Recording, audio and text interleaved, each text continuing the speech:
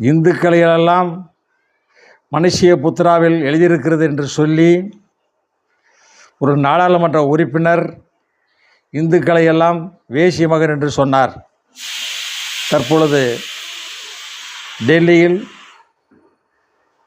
மக்களின் வரிப்பணத்தில் ஊதியம் பெற்றுக்கொண்டு நாடாளுமன்ற உறுப்பினராக இருக்கிறார்.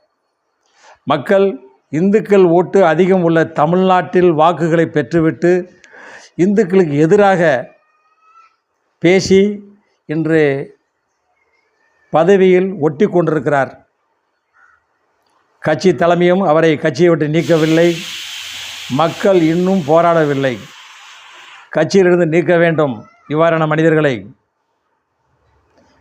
ஊழல் வழக்கு இன்னும் இருக்கிறது, பல ஆண்டுகளாக கிடப்பில் இருக்கிறது. நீதிமன்றம் இவர்களை தண்டிக்க வேண்டும் என்று மக்கள் கோரிக்கை வைக்கிறார்கள்.